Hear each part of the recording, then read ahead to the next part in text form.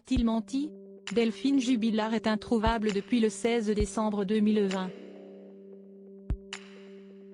La jeune femme a disparu à Cagnac-les-Mines dans le Tarn et n'a donné aucun signe de vie depuis.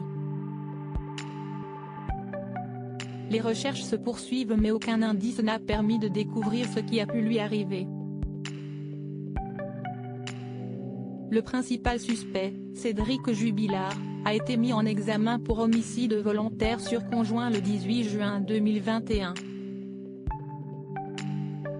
Il ne cesse de clamer son innocence et est incarcéré à la prison de Toulouse 16 depuis.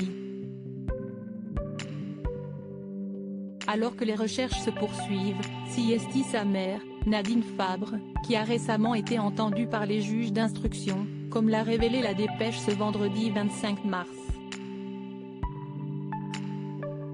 Durant celle-ci, elle a fait des révélations inattendues et a notamment évoqué le fait que son fils tenait absolument à sa maison et vivait mal l'idée d'un divorce avec Delphine, peut-on d'abord lire.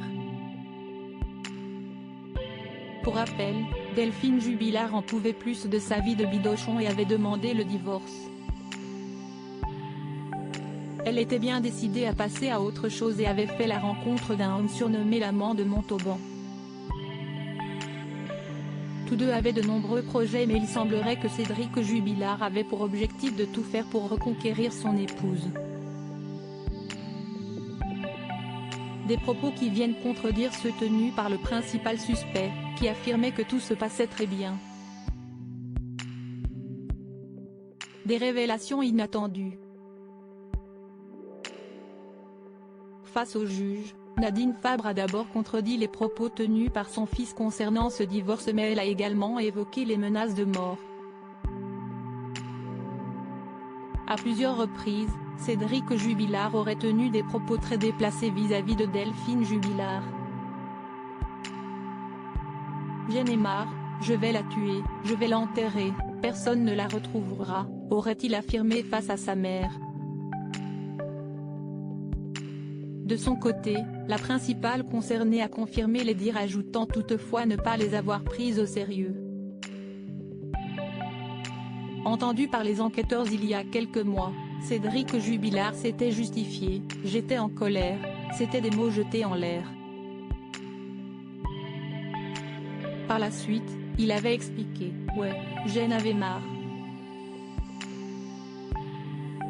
J'étais en train de lutter sur tous les fronts, les enfants, le ménage, la nourriture, l'extérieur. »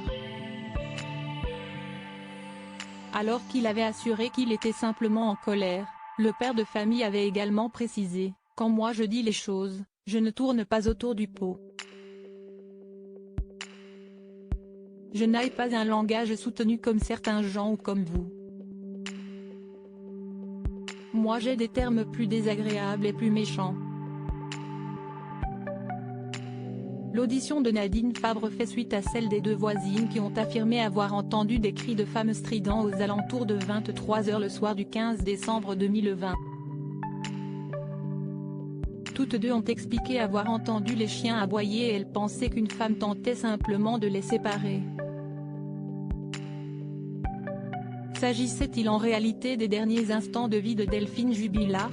Son mari reste présumé innocent des faits qui lui sont reprochés. Delphine Jubilard, quelle personne va être à nouveau entendue? Les recherches pour retrouver Delphine Jubilard se poursuivaient, selon les informations de la Dépêche, une personne va à nouveau être entendue prochainement. Il s'agit de la compagne de l'amant de l'infirmière de 33 ans. Elle avait déjà été interrogée dès les premiers jours de la disparition de Delphine Jubilard et avait évoqué une soirée qui s'est bien passée en compagnie de son mari. Cette nouvelle audition pourra-t-elle apporter des réponses? De son côté, Cédric Jubilard reste en prison suite au rejet de sa nouvelle demande de remise en liberté et il continue toujours de clamer son innocence.